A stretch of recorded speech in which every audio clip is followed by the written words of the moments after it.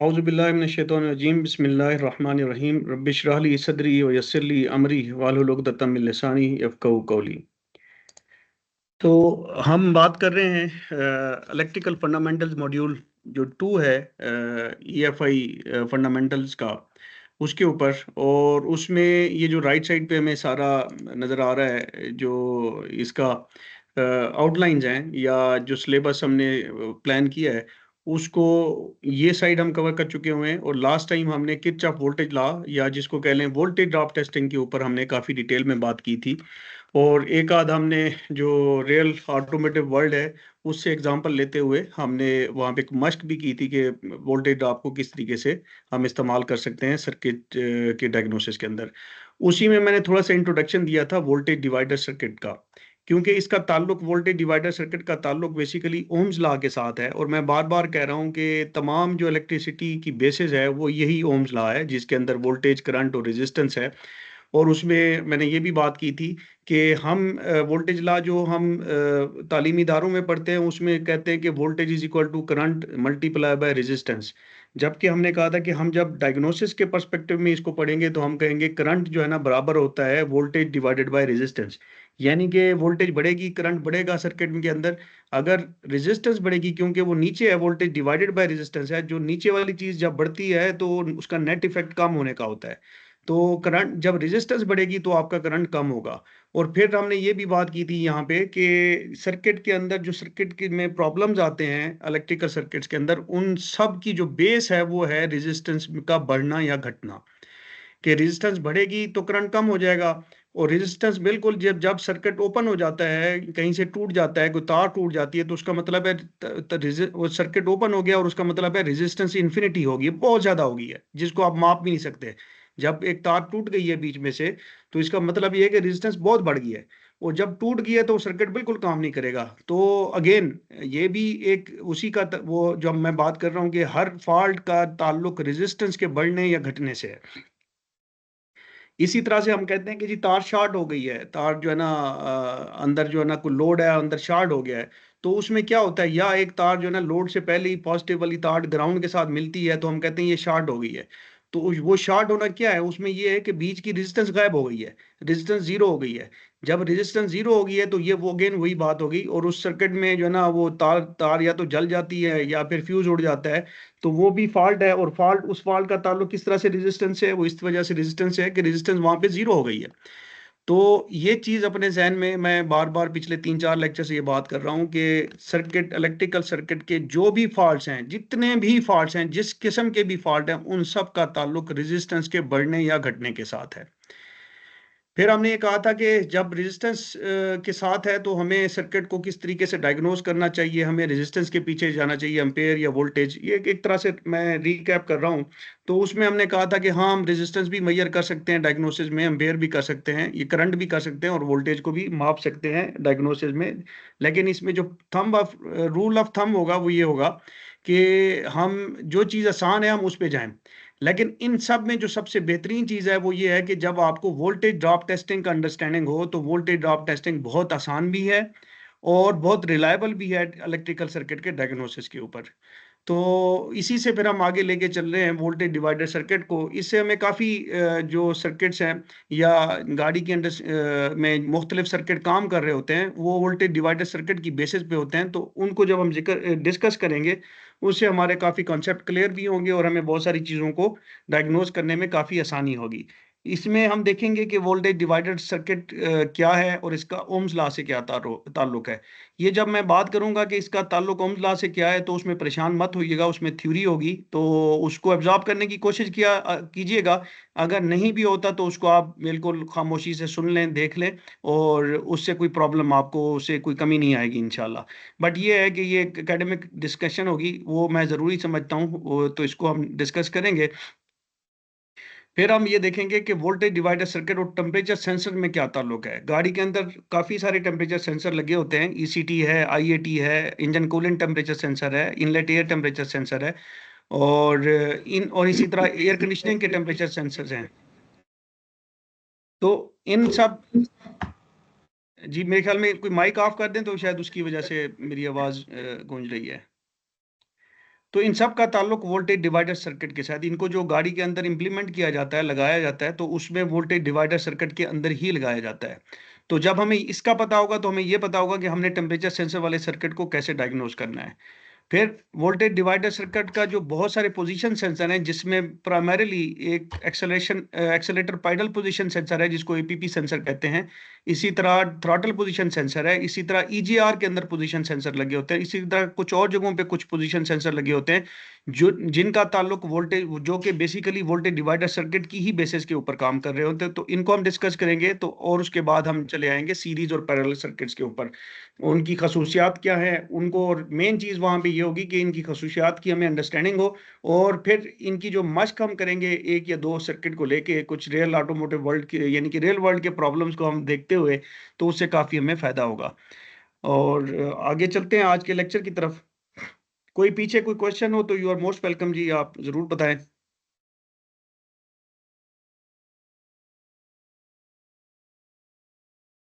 अच्छा, कुछ और दोस्तों ने भी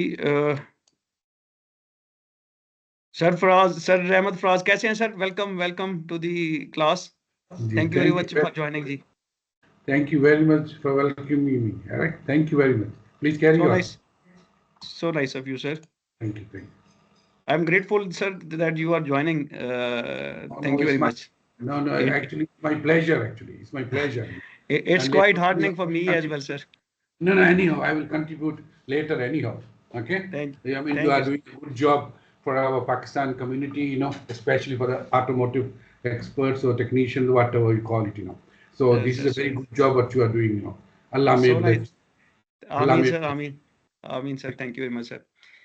अच्छा जी, अब हम आ जाते हैं कि वोल्टेज डिवाइडर सर्किट है क्या। अगर हम सादा तरीन उसमें बात करें, लास्ट टाइम मैंने इससे पहले मैं इसको एक्सप्लेन करूं, लास्ट टाइम मैंने जब डिस्कस किया था तो वहाँ पे थोड़ा सा जो स्लाइड है वहाँ पे प्रॉब्लम ये थी कि जब हम बात करते हैं कि इस पॉइंट के ऊपर वोल्टेज लेने, तो वहाँ पे मैंने R1 को रखा हुआ था इस जगह के ऊपर। ये लेफ्ट साइड पे अगर आप फार्मूले के देखें वो गलत है। वो बेसिकली वोल्टेज ड्रॉप इसी R1 के ऊपर वो वोल्टेज ड्रॉप इसका कैलकुलेट करता है, इस पॉइंट का वोल्टेज वो फार्मूला नहीं बताता। तो मैंने स्लाइड्स को अमेंड किया है लास्ट टाइम, शायद आपको याद हो। तो मैं कह रहा था कि मैं थोड़ा सा कंफ्यूज हो रहा हूँ, तो मुझे एक दफ़ा दोबारा इसको रिविजिट करना होगा, तो मैंने उसी को थोड़ा करेक्ट किया है। तो सादा तरीन जो फॉर्म है वोल्टेज डिवाइडर सर्किट की, वो यहाँ पे इस डायग्राम के अंदर दिखाई गई है। उसमें ये दिखाया गया कि ये रेजिस्टेंस 1 है, ये रेजिस्टेंस 2 है। इसको समझ लें कि ये लोड, पहला लोड है सर्किट के अंदर, ये दूसरा लोड है। तो और लोड, जैसा कि मैंने पहले भी बताया है कि लोड के अंदर रेजिस्टेंस होती है, इसलिए हम उसको रेजिस्टेंस भी कह सकते हैं। तो ये 4 ओम का एक लोड है और दूसरा 2 ओम का लोड है।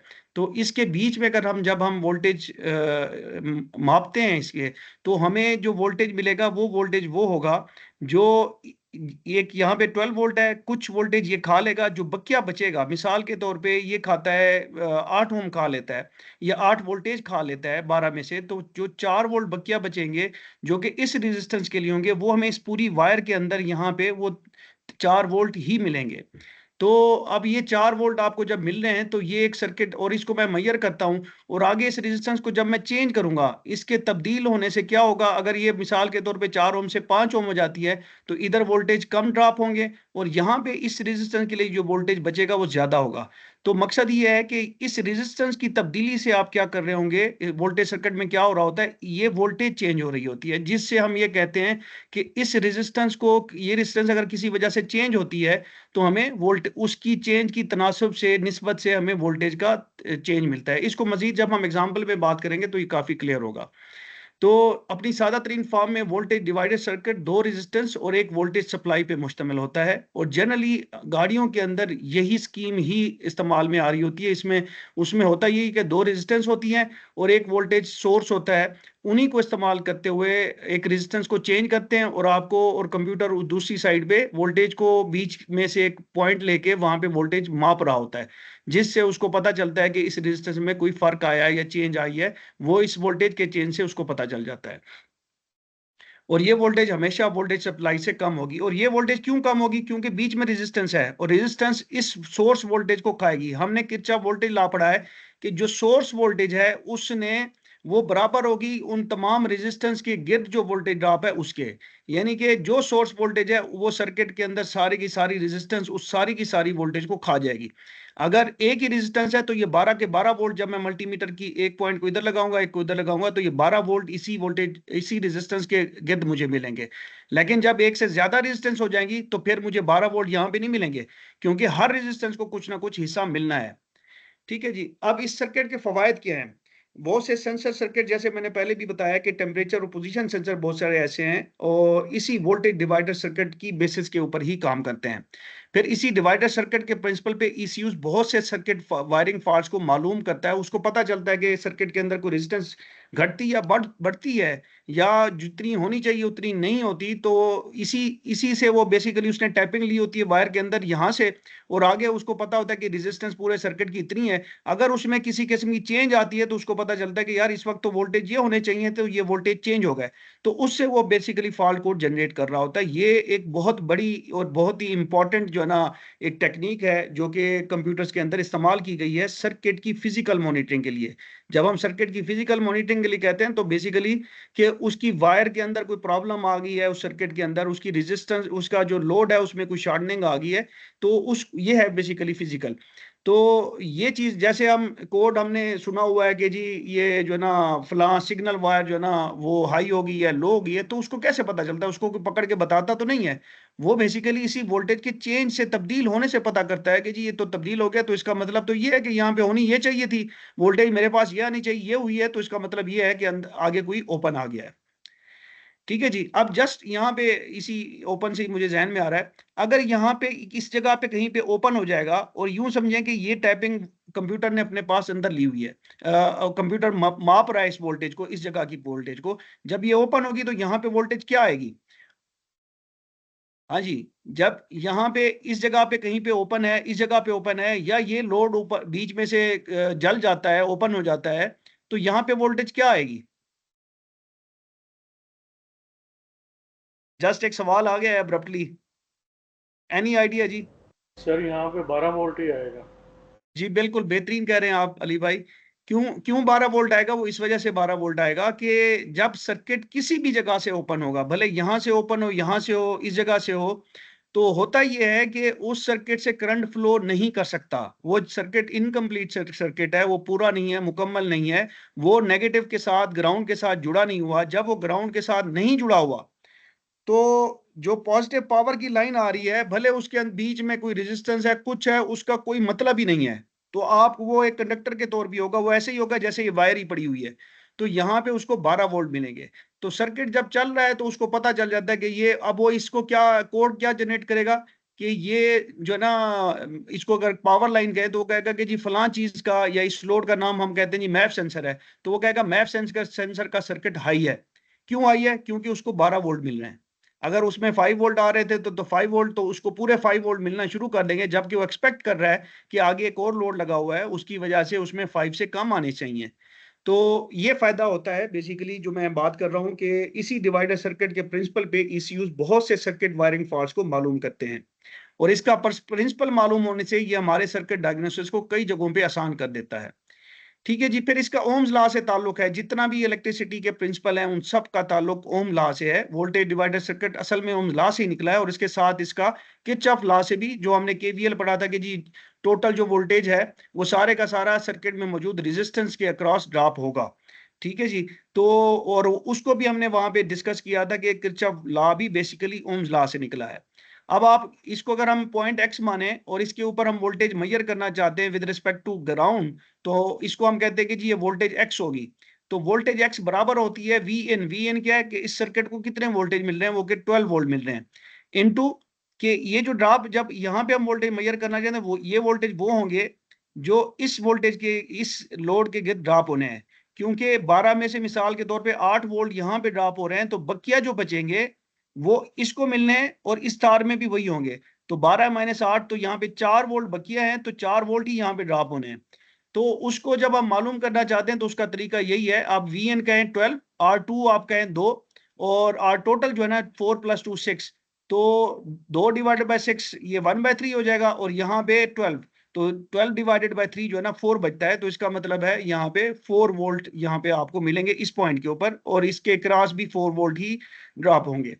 और ये यहाँ पे मैंने बताया कि वोल्टेज ड्रॉप जो आर एन है किसी भी रेजिस्टेंस के गिर्द, आर एन का मतलब है कोई भी रेजिस्टेंस, तो किसी भी रेजिस्टेंस के गिर्द जो वोल्टेज ड्रॉप है वो ये है कि सर्किट के अंदर जो भी करंट गुजर रही है, और सीरीज सर्किट या एक लूप के अंदर जो करंट होती है वो हर जगह पे सेम होती है। तो जो करंट इस सर्किट में से गुजर रही होगी उसको जब हम मल्टीप्लाई इस रेजिस्टेंस से करेंगे तो इसका वोल्टेज ड्रॉप आ जाएगा। इस केस के अंदर जो है ना 2 एम्पेयर है इस सर्किट की एम्पेरेज, जो करंट जो गुजर रहा है इसमें से, तो 2 4 8 है, तो 8 वोल्ट यहाँ पे ड्रॉप होंगे, 2 2 4 वोल्ट यहाँ पे ड्रॉप होंगे, तो टोटल कितना मिलेगा 8 + 4 12 वोल्ट।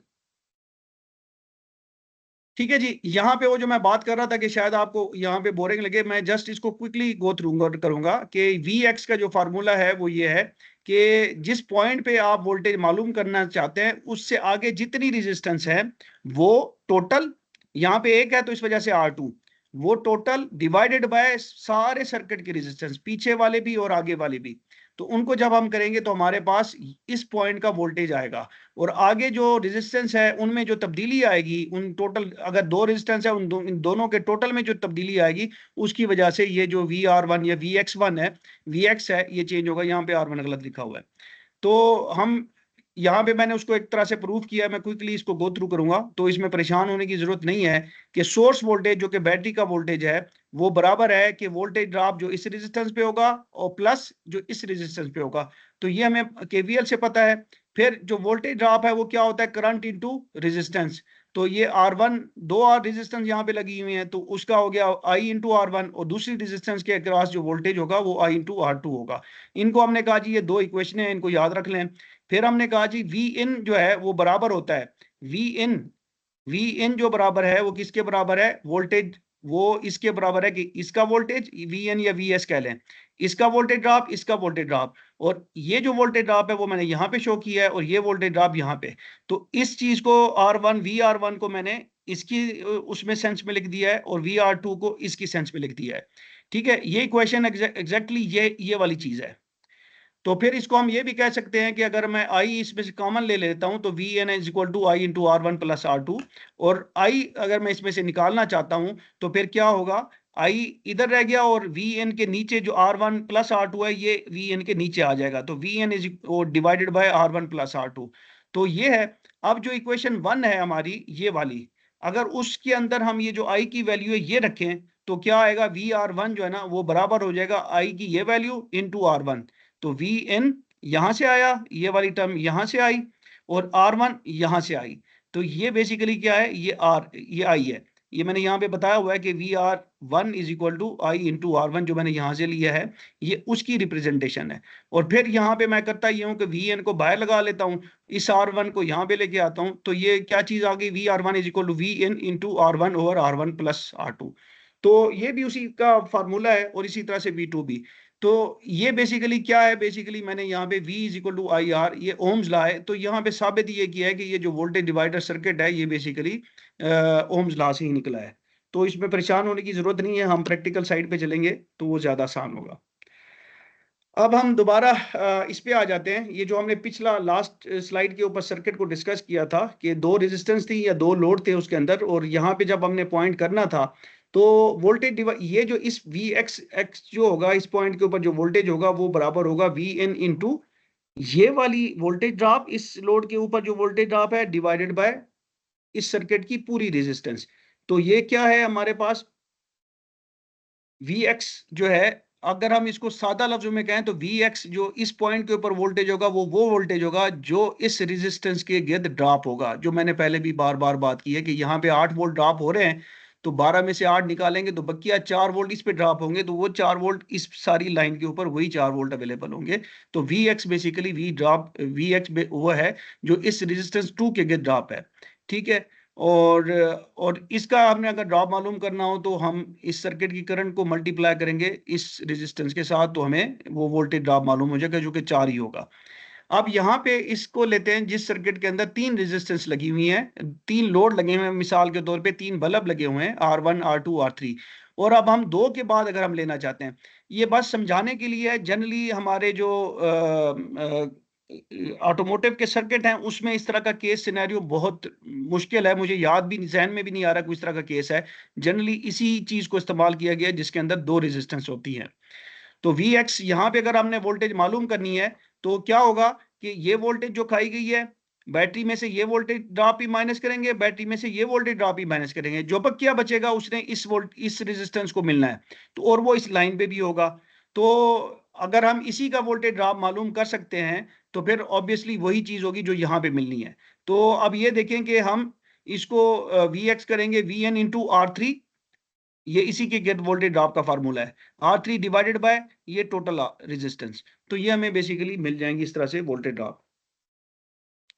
फिर हम आ जाते हैं कि अगर हमने ये भी एक जस्ट समझाने के लिए है, इस तरह के केसेस ऑटोमोटिव में नहीं मिल रहे, ये वो लास्ट स्लाइड पे जो हमने डिस्कस किया ये वो है।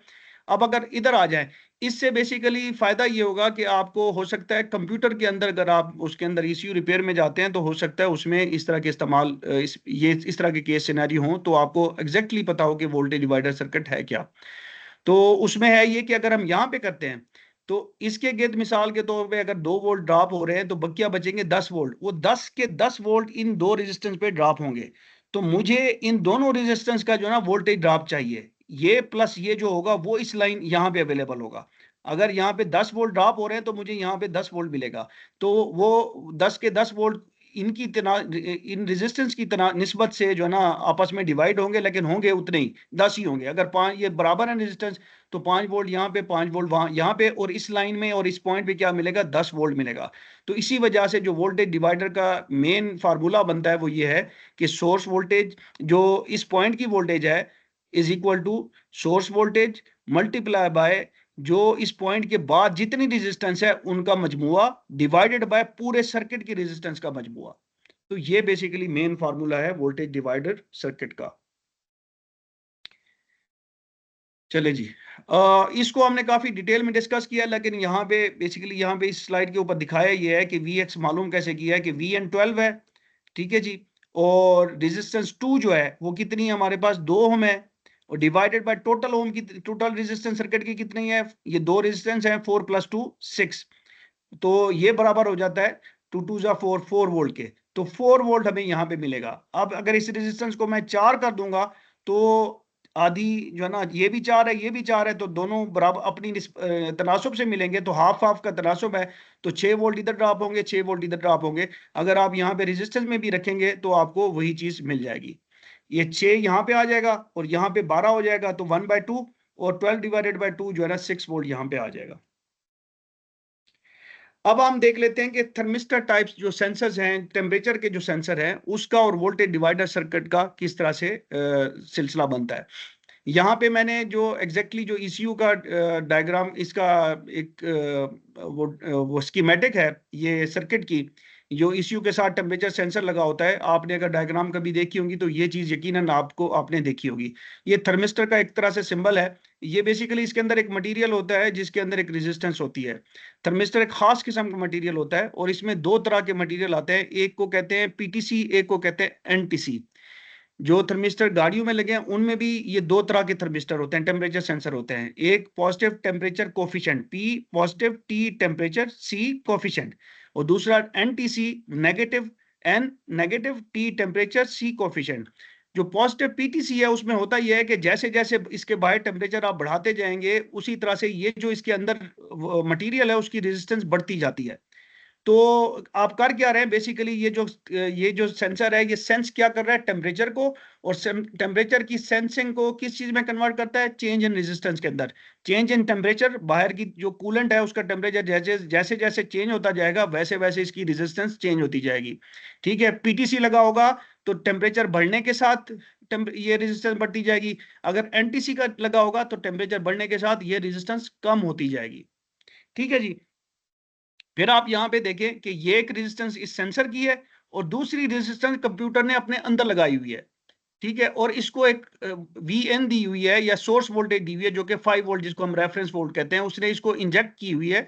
तो आप ये देखेंगे ये 5 वोल्ट पावर इधर से इस रेजिस्टेंस में से गुजरती हुई यहाँ से इधर से होके ये ग्राउंड यहाँ पे इस ग्राउंड के साथ कनेक्टेड है, ECU का ग्राउंड है, इसको सिग्नल ग्राउंड कहते हैं। तो ये ग्राउंड इस ग्राउंड के साथ कनेक्टेड है, तो ये इस तरह का सर्किट बन जाता है कि ये पॉजिटिव 5 वोल्ट, ये देखिए पॉजिटिव 5 वोल्ट, ये इधर से जाती हुई सेंसर की रेजिस्टेंस में से आई, जो कि चेंज हो रही है टेम्परेचर के साथ। यहाँ पे ये यहाँ पे चेंज कर, इसको कहते हैं वेरिएबल रेजिस्टेंस का ये साइन है, ये इसको रेजिस्टेंस साइन कहते हैं, इसको कहते हैं वेरिएबल रेजिस्टेंस, कि रेजिस्टेंस चेंज हो रही है इस सर्किट के अंदर यहाँ पे।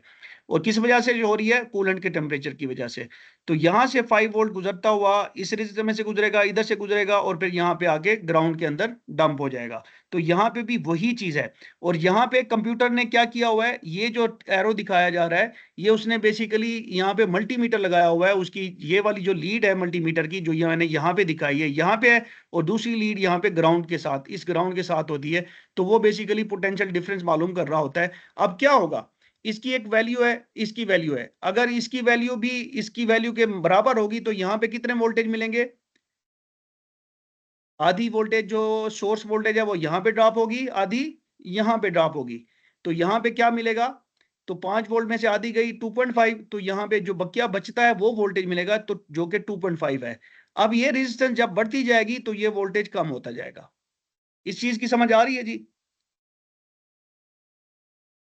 हाँ जी। जी सर। कोई इसमें कोई कंफ्यूजन हो, कोई हो का बात, तो जरूर बताएं मुझे, ताकि मुझे थोड़ा सा आइडिया हो और मैं इसको थोड़ा सा फिर आगे जरा लेके चल सकूं।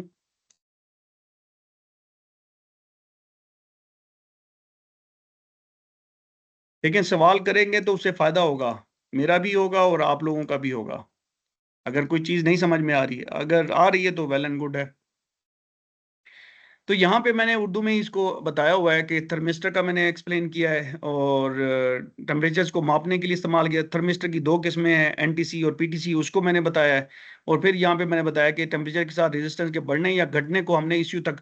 अब ये सेंसर तो रेजिस्टेंस में तब्दीली लाता है, तो रेजिस्टेंस की चेंज को आप डायरेक्टली ECU में नहीं फीड कर सकते। रेजिस्टेंस ऐसी क्वांटिटी नहीं है जिसको एक जगह से दूसरी जगह पे पहुंचाया जाए, तो इसी वजह से ये वोल्टेज डिवाइडर सर्किट लगाया जाता है कि ये रेजिस्टेंस चेंज होगी तो यहाँ पे ये वोल्टेज चेंज होगा।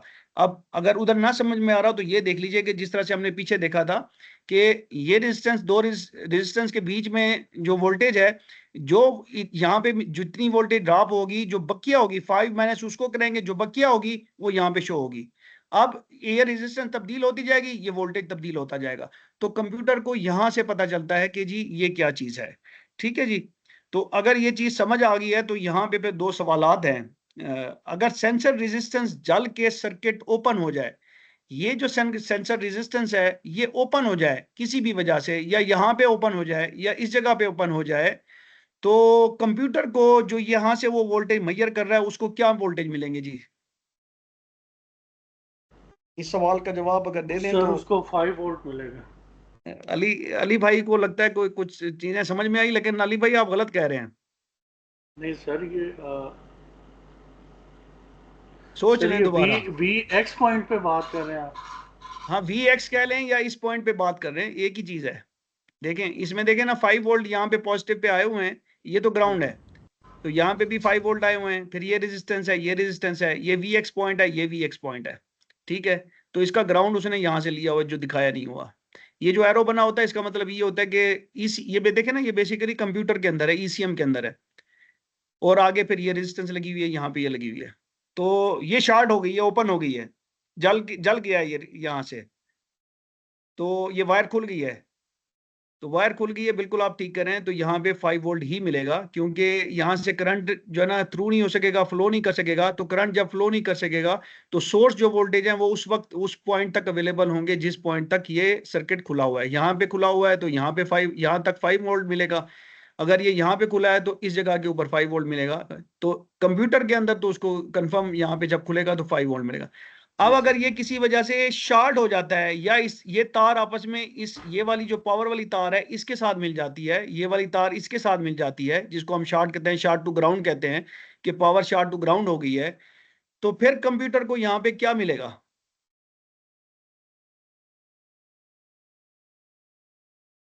ये दूसरा सवाल है। अगर सेंसर रेजिस्टेंस शॉर्ट हो जाए, सेंसर की रेजिस्टेंस शॉर्ट हो गई, या ये सर्किट कह लें शॉर्ट टू ग्राउंड हो गया, यानी कि ये खुल गई, सॉरी ये रेजिस्टेंस जो ना ये जो ना पिघल के बिल्कुल ही आपस में इसने ये इस तार को और इस तार को जोड़ दिया, बीच में रेजिस्टेंस ही खत्म हो गई, या ये तार इस सेंसर से पहले ही यहाँ पे मिल गई, तो इस जगह के ऊपर या इस जगह के ऊपर ये तार यहाँ पे मिल गई, किसी वजह से आपस में शार्ट हो गई, तो कंप्यूटर यहाँ पे जो वोल्टेज मेजर कर रहा है उसको क्या वोल्टेज मिलेंगे। अब इस केस में करना ये होता है, आपने ये देखना होता है कि जी 5 वोल्ट ये आ रहे हैं, ये इन हो रहे हैं, यहाँ से आगे एक लोड लगा हुआ है, उसके बाद ये वापस ग्राउंड लगी हुई है, तो इसका मतलब है ये एक लूप है। सर्किट को इस तरह से देखना होता है कि ये एक लूप अब यहाँ यूं बन गई, पहले ये लूप यहाँ से लेके इस लोड में से गुजरते हुए यहाँ पे आ रही थी, अब ये लूप इस रेजिस्टेंस से गुजरने के बाद यहाँ से आ रही है, इस पॉइंट से, ठीक है जी, इस जहां से मेजर कर रहे हैं उससे आगे से आ रही है इधर आके, तो ये एक लूप बन गया जिसके अंदर एक ही रेजिस्टेंस है। तो किरचॉफ वोल्टेज लॉ ये कहता है कि जितना सोर्स वोल्टेज होगी वो सारी की सारी, अगर उसके अंदर एक रेजिस्टेंस होगी, एक लोड होगा, वो सारे का सारा उसको खा जाएगी। जब खा जाएगी तो मैं मेजर कर रहा हूं इसके वोल्टेज ड्रॉप नहीं मेजर कर रहा हूं, मैं इसके बाद सर्किट में वोल्टेज को मेजर कर रहा हूं, ये जहन में रखिए। अगर मैं एक पॉइंट यहां पे रखूं मल्टीमीटर का, एक यहां पे लीड रखूं, तो वो मुझे ये बताएगा कि ये सारी वोल्टेज ये खा रहा है, तो वो 5 वोल्ट मुझे जवाब देगा। अब मैंने एक पॉइंट यहां पे रखा हुआ है, एक यहां पे, ये बेसिकली नेगेटिव साइड ही बन जाती है सर्किट की इस तरह से, तो यहाँ पे क्या मिलेगा, 0 वोल्टेज मिलेगा मुझे। जब ये शार्ट होगी, ये सेंसर बिल्कुल ये पावर को ग्राउंड के साथ शार्ट कर देगा, तो कंप्यूटर ये कहेगा कि जनाब मेरे पास 0 वोल्ट है, क्योंकि 5 वोल्ट जो इधर इन हुए थे वो ये एक रेजिस्टेंस बच गई थी सर्किट में, तो इस रेजिस्टेंस ने वो खा लिए, बकिया क्या बचेगा, 5 - 5 0। और ग्राउंड साइड पे तो हमारी वैसे ही ऑब्जर्वेशन है ना कि अगर मैं मल्टीमीटर यहाँ पे रखता हूँ तो यहाँ पे रखता हूँ तो मुझे 0 मिलेंगे, तो ये जो यहाँ पे आप लीड रख रहे हैं वो बेसिकली यहाँ पे वही लीड रखी हुई है। ठीक है जी, समझ आ गई इस चीज की? जी सर, क्लियर।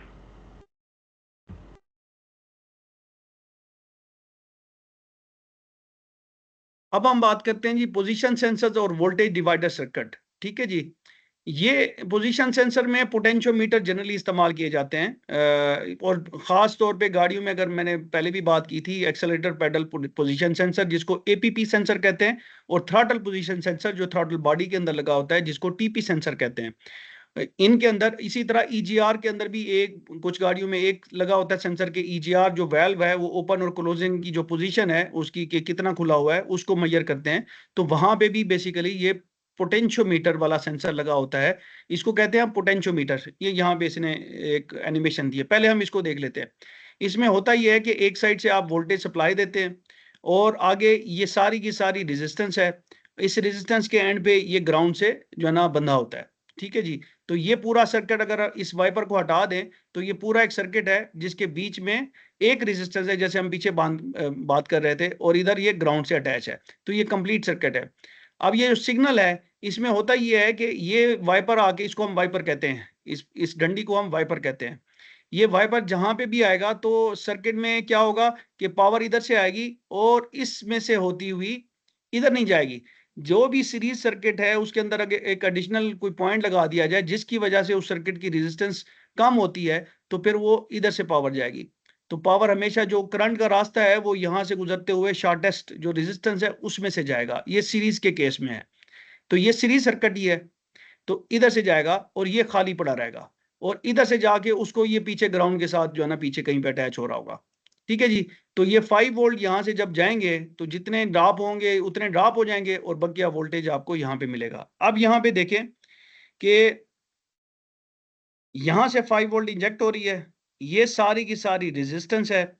यहाँ पे जब आप कह रहे हैं कि इधर से लेके यहाँ तक ये मुकम्मल सर्किट की रेजिस्टेंस है, जब वाइपर यहाँ पे आता है इस जगह के ऊपर, तो क्या होगा, ये जो जितनी वोल्टेज इंजेक्ट हुई थी वो सारी की सारी यहाँ पे कंज्यूम हो गई, तो यहाँ पे जो मिलेगा हमें 0 वोल्ट मिलेगा।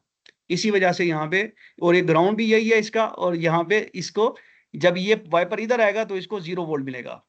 अब ये देखिएगा ये 0 है तो यहाँ पे 0 था, तो 0 डिवाइडेड बाय 0, तो यहाँ पे मल्टीप्लाई बाय एनीथिंग वो 0 ही हो जाएगा। तो फिर यहाँ पे आप देखेंगे इधर से अगर ये रेजिस्टेंस यहाँ तक है तो ये कम होगी, ये मजीद कम होगी, तो इसकी वैल्यू बढ़ती जाएगी। इस चीज को अगर आप यहाँ पे लंबाई के रुख कर लें तो ये चीज नजर आएगी। यहाँ पे उसने 50 के, आप समझे यहाँ पे 50 वोल्ट है या 5 वोल्ट है, एक ही बात है। तो रेजिस्टेंस बढ़ती जा रही है, वोल्टेज घटते जा रहे हैं। और यहाँ पे क्यों? क्योंकि उसने कुछ वोल्टेज आगे वाली रेजिस्टेंस के लिए छोड़ने, ये वोल्टेज डिवाइडर सर्किट ही है। क्यों वोल्टेज घटते बढ़ते जा रहे हैं यहाँ पे? कि इस तरफ को भी कुछ ना कुछ रेजिस्टेंस है ना, जहां पे फिर इस तरफ को रेजिस्टेंस खत्म हुई तो सारी की सारी वोल्टेज पीछे वाली रेजिस्टेंस में खाई जाती है। तो यहाँ पे जब पहुंचता है तो आपको बीच में आएगा तो हाफ, क्योंकि जब बीच में होता है तो इस पोर्शन पे भी हाफ वोल्टेज खाए जाएंगे, इस पोर्शन पे भी हाफ वोल्टेज खाएंगे, तो यहाँ पे आपको हाफ मिलते हैं। तो इसी वजह से जो पोटेंशियोमीटर हैं, जो पोजीशन सेंसर हैं, वो सारे के सारे क्या हैं, वो वोल्टेज डिवाइडर सर्किट के ऊपर बेस कर रहे होते हैं। और इससे आप बेसिकली किसी चीज की पोजीशन को, एक्सेलरेटर पैडल को, अब ये होता ही है कि ये जो डंडी है ये बेसिकली एक्सेलेरेटर पैडल के साथ जुड़ी हुई है। तो एक्सेलरेटर पैडल को जब दबाते हैं तो ये डंडी इस तरह से रोटेट करती है। जब वो रोटेट, अगर इवन खोले भी सही अगर आप एक्सेलरेटर पैडल को, तो आपको इसी तरह से सेमी सर्कल में एक दो लाइनें नजर आएंगी, क्योंकि वहां पे दो दो वो लगी हुई हैं, सेंसर लगे हुए हैं, पोटेंशियोमीटर दो लगे हुए हैं। तो जब वो लगी हुई हैं तो उसके बीच में वो वाइपर क्या है कि जब एक्सेलरेटर को आप दबाते हैं तो वो डंडी मूव करती है उस लाइन के ऊपर, वो बेसिकली क्या होती है, रेजिस्टेंस होती है। ठीक है जी। यहाँ पे मैंने यही बात की है, पोटेंशियोमीटर की खासियत ये होती है कि ये खालिसतन वोल्टेज डिवाइडर सर्किट होता है, जिसमें रेजिस्टेंस तो एक होती है पर इसको एक वाइपर के जरिए दो रेजिस्टेंस में डिवाइड किया जाता है। और वाइपर वाली डंडी की पोजीशन तब्दील करने से सर्किट में रेजिस्टेंस तब्दील होती रहती है, क्योंकि वाइपर की डंडी इन रेजिस्टेंस को दो हिस्सों में तकसीम करती है। तो अगर ये वाला हिस्सा बड़ा होगा बाद वाला तो इधर आपको वोल्टेज ज्यादा मिलेंगे, अगर ये कम होगा तो इधर वोल्टेज कम मिलेंगे, और अगर बिल्कुल एंड पे आ जाएंगे तो इधर 0 वोल्ट मिलेंगे। आई होप के ये कुछ सेंस बनाता है जी आपके लिए। अगर कोई सवाल है तो बताएं, नहीं तो आगे चलते हैं। जी सर, क्लियर है। ठीक, ये इसी चीज को हमने यहाँ पे फिर शो किया है कि ये 50 वोल्ट यहाँ से 5 वोल्ट मैंने कर दिए हैं, और ये पूरी रेजिस्टेंस है। जब डंडी यहाँ पे आ गई तो रिमेनिंग जो है ना वो आ गई। यहाँ पे मैं गलत कर गया हूँ, इसको R1 नहीं रिमेनिंग ही कहा जाएगा।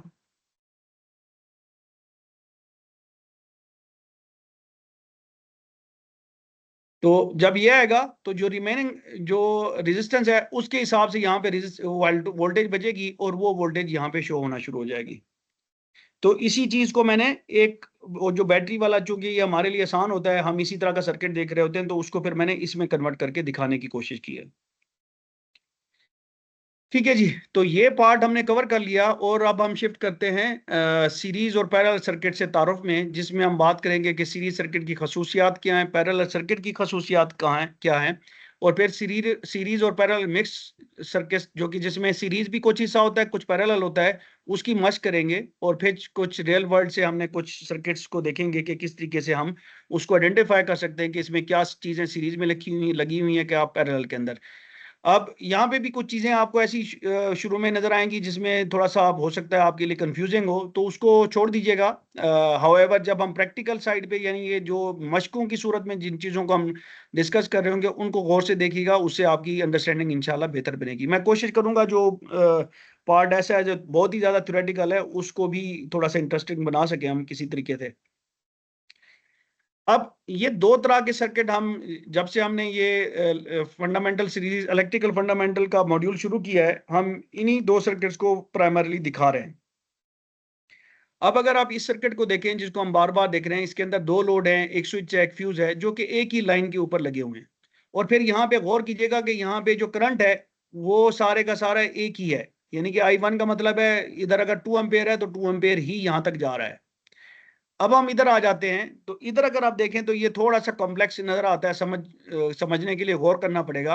अब सबसे पहले हम इस लूप को देखें, तो यहाँ पे देखें, यहाँ पे करंट की जो ना मुख्तलिफ नाम लिखे हुए हैं कि इस जगह से जो करंट जा रहा है वो IB है, और इस जगह पे आके करंट इधर स्प्लिट होता है, इधर स्प्लिट होता है।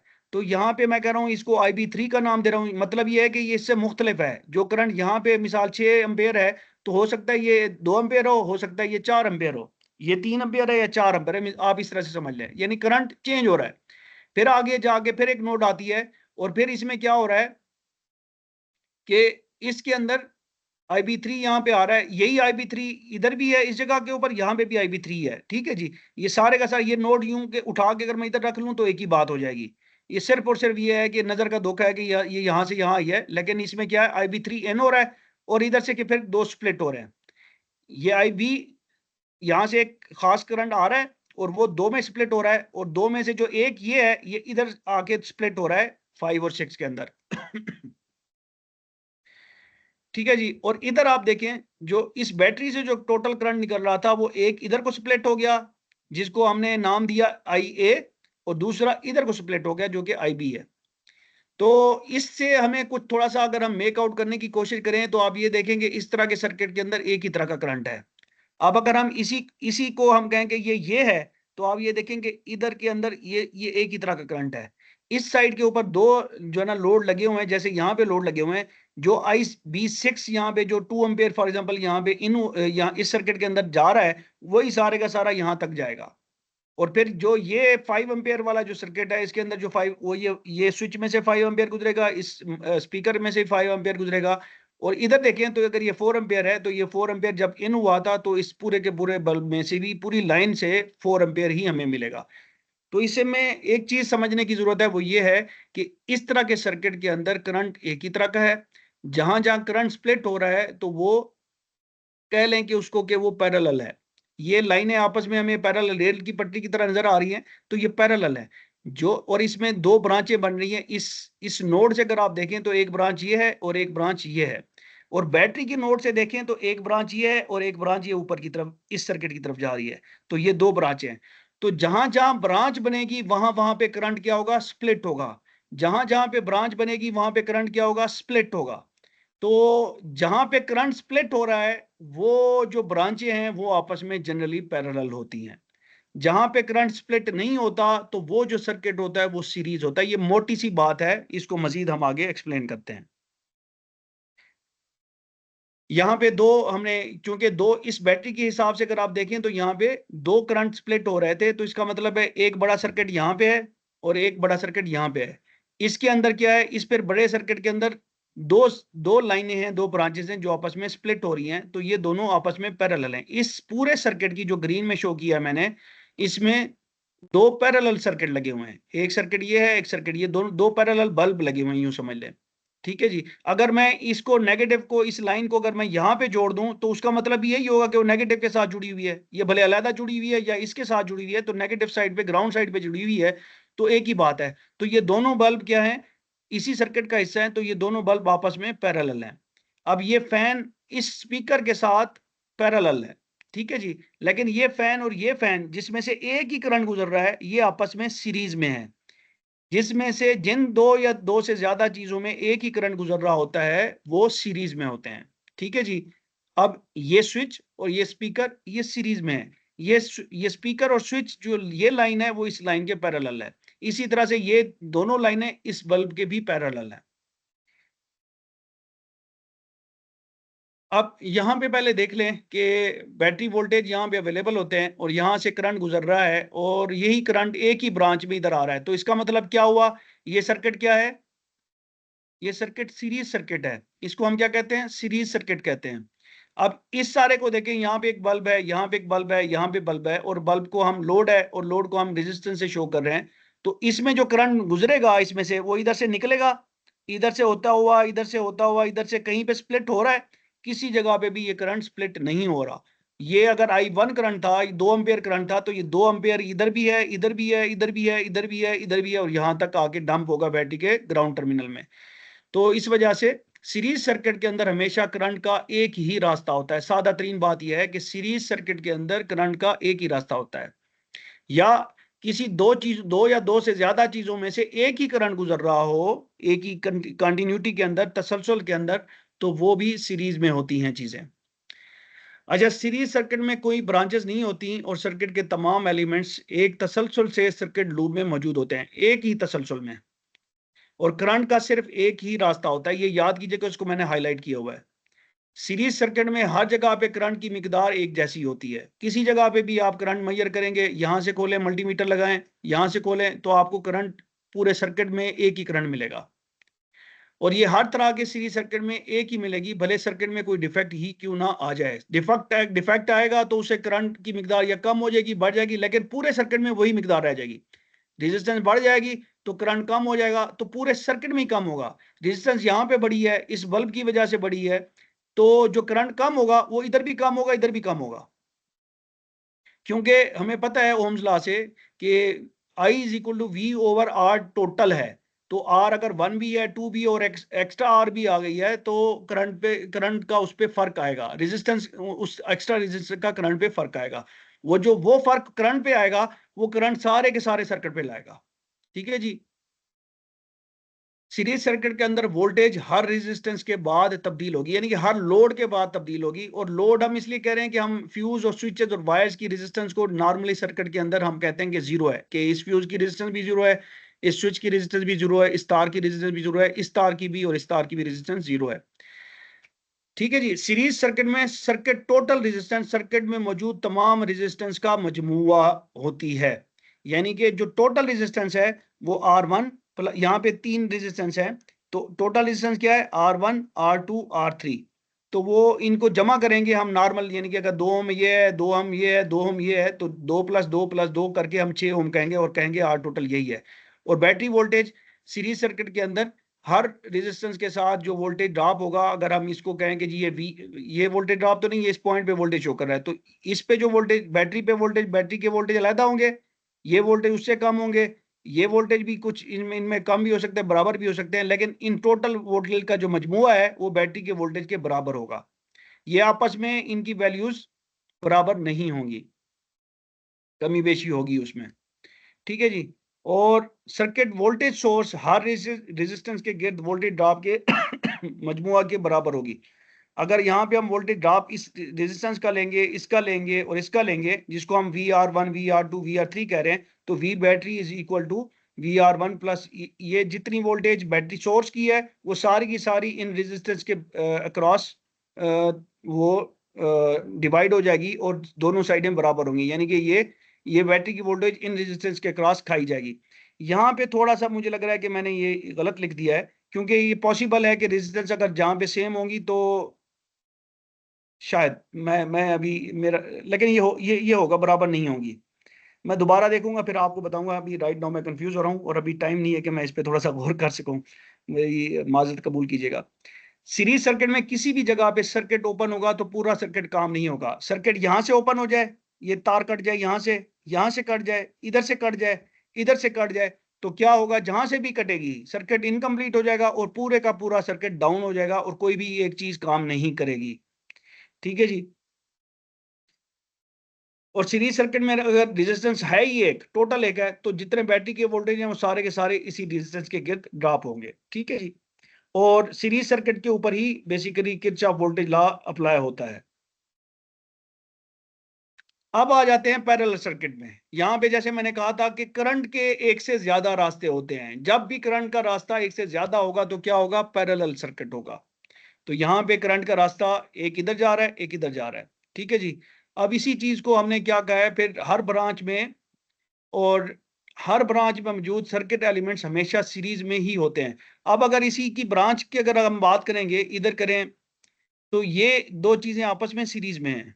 इधर ये बल्ब इस सर्किट में इस लाइन ब्रांच के अंदर सीरीज में लगा हुआ है, ये दो फैन जो है ना इस सर्किट के अंदर सीरीज में लगे हुए हैं, ये स्विच और स्पीकर इसमें सीरीज में है, ये खाली एक बल्ब, इसको हम कहेंगे, अगर हम कहेंगे ये बैटरी है और ये ग्राउंड है, तो ऑब्वियसली ये बैटरी के साथ सीरीज में लगा हुआ है इस तरह से लूप के अंदर।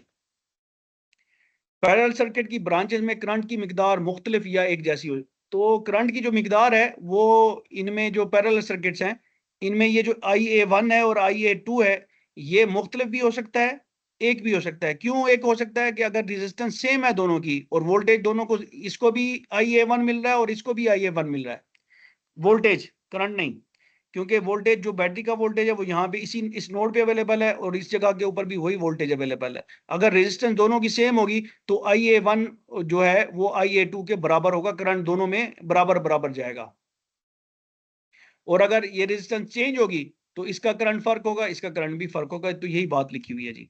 पैरेलल सर्किट की ब्रांचेस जिस नोड से निकल रही होती हैं उस नोड में, अब इस नोड से जो ब्रांचेस निकल रही है, एक ब्रांच ये निकल रही है, एक ये निकल रही है, इस नोड से जो करंट टोटल बहेगा, ठीक है, जो निकलेगा वो इसके बैटरी से जो करंट आएगा वो इधर से जाएगा।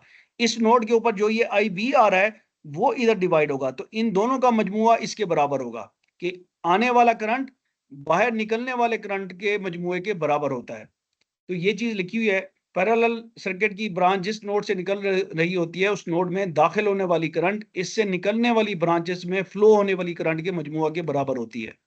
यहाँ पे जो IB3 एंटर हो रही है वो बराबर होगी IB6 और IB5 के। ठीक है जी, इसको हम कहते हैं किरचॉफ करंट लॉ। पहले हमने वोल्टेज लॉ पढ़ा था, पैरेलल सर्किट में करंट लॉ जो ना अप्लाई होता है। किसी भी नोड पे मौजूद वोल्टेज इस नोड से निकलने वाली सभी ब्रांचेस के लिए सोर्स वोल्टेज का दर्जा रखती है। अगर यहाँ पे 6 वोल्ट आए हैं तो इधर भी 6 वोल्ट होंगे, इधर भी 6 वोल्ट होंगे। अगर यहाँ पे 4 वोल्ट आए हैं तो 4 वोल्ट इधर भी होंगे और 4 वोल्ट इधर भी होंगे। और इधर बैटरी वोल्ट आए हैं इस जगह के ऊपर, इस जगह के ऊपर, तो यहाँ पे भी बैटरी वोल्ट होंगे, यहाँ पे भी बैटरी वोल्ट होंगे। इस सर्किट के ऊपर अगर यहाँ पे ये ब्रांच आई है तो इधर बैटरी वोल्ट है तो ये बैटरी वोल्ट, और इस जगह पे भी बैटरी वोल्ट होंगे यहाँ तक। ठीक है जी, किसी एक ब्रांच में सर्किट ओपन होने से बकिया ब्रांचेस में करंट का फ्लो नहीं रुकता। अगर यहाँ पे ओपन हो जाए तो ये वाला सर्किट ब्रांच डाउन होगी, इसमें वोल्टेज थे, इधर भी वोल्टेज वही है, उसको कोई मसला नहीं आया, तो ये वाला सर्किट फिर चलता रहेगा। अगर यहाँ पे ये ओपन हो गया तो ये सर्किट डाउन हो जाएगा, लेकिन ये सर्किट चलता रहेगा और ये सर्किट भी चलता रहेगा। तो यही बात हम यहाँ पे कर रहे हैं। आप इस सर्किट को देखें कि हाँ जी, बहुत ज्यादा बोरिंग तो नहीं होगा, ब्रेक लगा लूं? नहीं सर, ठीक है। चलें जी, अगर ठीक है तो दैट्स ग्रेट।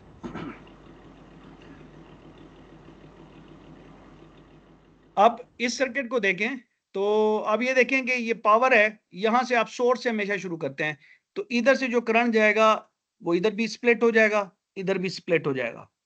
तो ये सर्किट पिछले वाले सर्किट की शक्ल से तो मुख्तलिफ है, लेकिन अगर आप यहां देखें तो करंट इधर भी स्प्लिट हो रहा है, इधर भी स्प्लिट हो रहा है। ये जो इधर से गुजरा करंट वो 6 एम्पियर है, तो 2 एम्पियर उसमें से इधर जा रहा है, 4 एम्पियर इधर जा रहा है।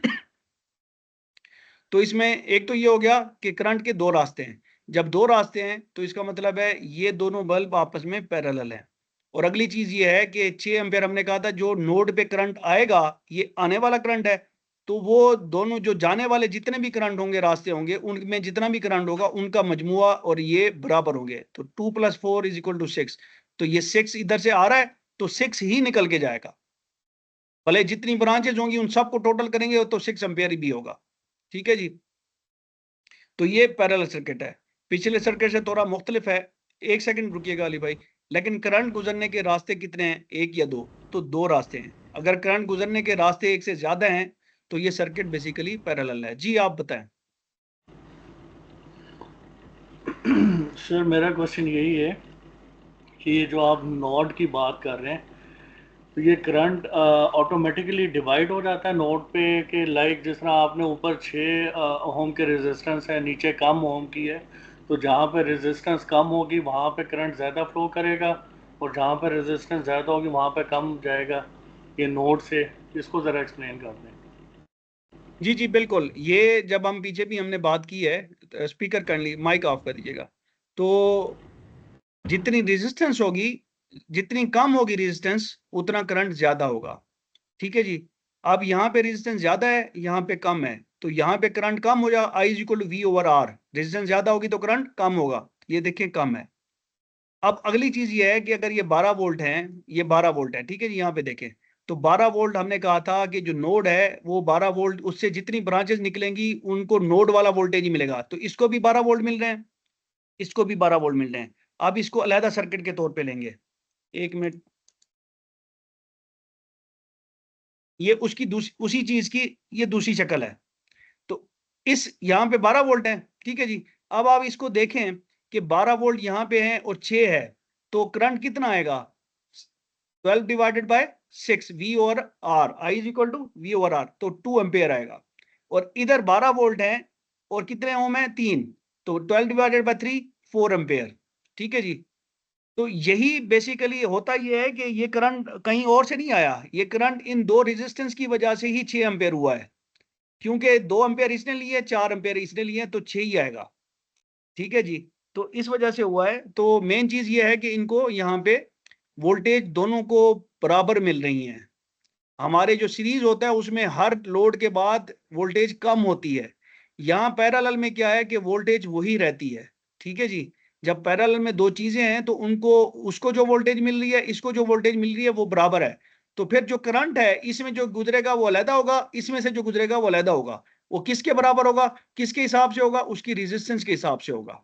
ठीक है, और याद रखें कि पैरेलल वोल्टेज के अंदर, पैरेलल सर्किट्स के अंदर जो टोटल करंट है वो सीरीज की बनिस्बत, अगर सीरीज में ये दो बल्ब लगाएंगे तो करंट कम होगा, 6 एम्पेयर नहीं होगा, क्योंकि सीरीज में जो लोड लगे होते हैं उनकी रेजिस्टेंस जमा होती है। यानी कि अगर ये 3 ओम है और 6, तो टोटल 9 ओम हो जाएगी। जबकि पैरेलल में जब हम आगे देखते हैं, देखेंगे कि पैरेलल में जब हम रेजिस्टेंस लगी होती हैं तो वो कम, उनकी नेट इफेक्ट कम होता है, क्योंकि वो हम इन्वर्स में लेते हैं। इसको हम आगे एक्सप्लेन करते हैं। तो ये सर्किट बेसिकली ये है कि ग्राउंड साइड को अगर हम यहाँ पे ग्राउंड लगा दें तो ये वही चीज बन जाती है जिसको हम पहले जिस शक्ल को देखते आए हैं। ठीक है जी, कि एक सर्किट ये बन गया और एक सर्किट यहां से ये बन गया, करंट यहां से यहां पे आ रहा है और करंट यहां से यहां पे जा रहा है। ठीक है जी, तो दो रास्ते बन गए, तो ये दोनों बल्ब आपस में पैरेलल हैं। हाँ अली भाई, कोई चीज कंफ्यूजन रह गई है तो अभी बात करें। नहीं सर, क्लियर हो गया। आपका कहने का मतलब ये है कि जो सीरीज है उसके अंदर वोल्टेज ड्रॉप होंगे और करंट जो सा है वो सेम रहेगा, और इसके अंदर करंट वेरी करेगा। मतलब पैरेलल के अंदर हर जो पैरेलल एक सर्किट है वो सिंगल सिंगल सर्किट बनता जाएगा, मतलब वोल्टेज सेम रहेंगे और करंट चेंज होता रहेगा अकॉर्डिंग टू जी रेजिस्टेंस। जी जी जी जी, नोड के ऊपर वोल्टेज सेम रहेगा, बिल्कुल कोई इसी तरह की चीज ही है। और अगली चीज ये है कि हमने जो पीछे एक चीज डिस्कस की थी, मैं थोड़ा सा तवज्जो आपकी दिलाऊंगा कि यहाँ पे हमने कहा था कि जो करंट का पाथ होगा वो हमेशा शॉर्टेस्ट रेजिस्टेंस को लेता है, जो कम रेजिस्टेंस की वहां से गुजरता है। तो ये जो स्टेटमेंट है ये जनरली हम सुनते हैं, लेकिन ये सीरीज सर्किट के लिए ट्रू होती है। पैरेलल सर्किट के अंदर दो पाथ हैं, यहां से करंट गुजर रहा है, करंट छोटी रेजिस्टेंस में भी जा रहा है और करंट बड़ी रेजिस्टेंस में से भी जा रहा है। तो वो क्यों है, क्योंकि ये पैरेलल लगे हुए हैं। अगर ये एक ही लाइन में दो बल्ब लगे होते, ठीक है जी, और इसका ये ग्राउंड के साथ होता, तो करंट कभी भी बड़ी रेजिस्टेंस वाले बल्ब से नहीं गुजरता, वो यहीं से निकल जाता। तो बहरहाल आप ये ध्यान में रख लें कि पैरेलल के अंदर नोड जो है ना, वो हर ब्रांच को वोल्टेज नोड वाला मिलता है, जो नोड पे वोल्टेज होगा उसको भी मिलेगा, उसको भी मिलेगा। तो जब उसको मिलेगा तो एक तरह से ये अलहदा से सर्किट बन जाता है, ये अलहदा से ये बड़ा सर्किट बन गया और ये एक छोटा सर्किट बन गया। इसी वजह से इनकी करंट की मिकदार भी अलहदा होती है।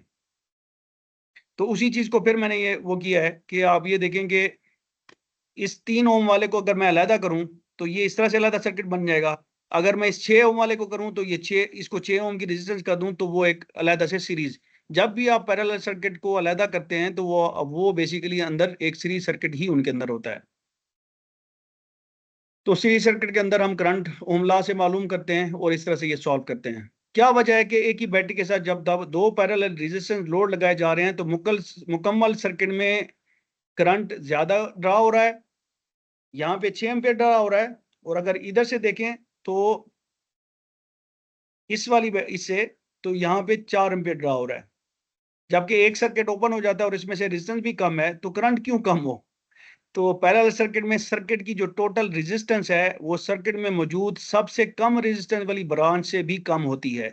यहाँ पे तो खैर ब्रांच के अंदर रेजिस्टेंस ही एक एक लगी हुई है। तो पैरेलल सर्किट में जब इनको हम जमा करते हैं तो जो टोटल रेजिस्टेंस होती है पूरे पैरेलल सर्किट की, वो किसी इन दोनों ब्रांचेस में से जिस ब्रांच की टोटल रेजिस्टेंस कम होगी उससे भी कम होगी। ठीक है जी, तो इस वजह से जो है ना करंट जो है ना आपका पैरेलल में ज्यादा डरा होता है। सीरीज में जब आप बल्ब, दो बल्ब को पैरेलल में लगाते हैं वो ज्यादा ब्राइट रोशन चमकते हैं। जब वो दो बल्ब सीरीज में होते हैं तो उनमें से करंट कम, रेजिस्टेंस बढ़ जाती है, करंट कम गुजरता है, तो वो दोनों के दोनों डिम चलते हैं। जो हमारी हेडलाइट्स हैं उनमें भी किसी हद तक बाज़-औक़ात या उनके अंदर ये सिस्टम कुछ गाड़ियों में इस्तेमाल किया जाता था। या भी हम एक सर्किट देखेंगे जिसके अंदर रेडिएटर फैन की स्पीड को भी बेसिकली, रेडिएटर फैंस को एक दफा सीरीज में जब रखते हैं तो उनकी स्पीड लो हो जाती है, क्योंकि उनमें से रेजिस्टेंस दोनों की बढ़ जाती है ऐड होके, जमा होके। जबकि जब उनको पैरेलल रखते हैं तो फिर उनकी दोनों की रेजिस्टेंस अलग-अलग हो जाती है और वो करंट ज्यादा ड्रा करते हैं तो दोनों की स्पीड भी बढ़ जाती है। इसको हम प्रैक्टिकल उसमें देखेंगे जिससे आपको ज्यादा क्लैरिटी के साथ अंडरस्टैंडिंग मिलेगी। तो पैरेलल सर्किट में जब सर्किट टोटल रेजिस्टेंस है वो कैसे होती है, वो ये होती है कि 1/R टोटल करके हम जमा करते हैं, 1/R1 यानी 1/3 जमा 1/6। तो इसको जब हम रिजल्ट निकालेंगे तो वो ये जो इन दोनों ब्रांचों में ये कम है तो इससे भी कम आएगा।